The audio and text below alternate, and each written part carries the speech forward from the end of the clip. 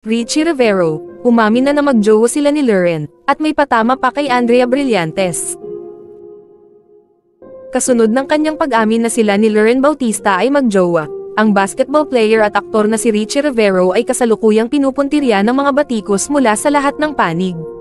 Marami ang nang-asar at nagalit din sa magjowa, sa kabila ng katotohanang marami ang natuwa at kinilig sa paglantad ni Richie, sa tunay na katayuan ng kanilang koneksyon sa public worker at dating beauty queen. Ganap na ngayong inilantad ni Lauren ang katotohanan sa likod ng mga pahayag.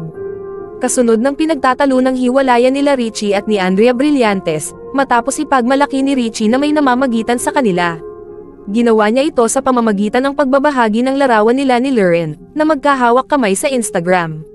Ang katotohanan na inamin ni Andrea na mayroon pa rin siyang nararamdaman para sa isang tao, mula sa kanyang nakaraan matapos na pag-usapan ng tungkol sa relasyon nila ni Lauren, ay lalong nagpagalit sa online community, lalo na ang mga taga-suporta ni Andrea.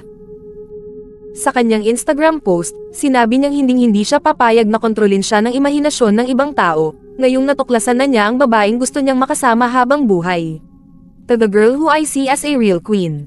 With all the wrongs hounding me, I'm blessed to have found the right one. Allow me to shield you from things you don't deserve, saad nito sa kanyang post. Hindi tayo magtatago dahil walang dapat ikahiya, walang nang-agaw at walang inagaw. Walang bibitaw dahil masaya tayong magkahawak kamay. Aniya, I love seeing how you genuinely continue to help and care for people every day, despite others trying to ruin your reputation. Rest assured I will be with you in inspiring people to always be better. Thank you for being so selfless and simple. I promise to never again live a life manipulated by someone's fantasy. This is our story. Hindi dapat iba ang magkwento ng storya nating dalawa. Ang buong mensahe ni Richie kay Lauren. Narito ang ilang tugon mula sa mga netizens sa anunsyo ni Richie. At sa pagpaparinig niya sa isang taong naging part ng buhay niya noon na pinaniniwalaang si Andrea. Time is really the best truth teller. Drama-drama sa umpisa, aamin din pala, hay nako. Magbe-break din kayo, arte mo, cheater. Sa una lang yan.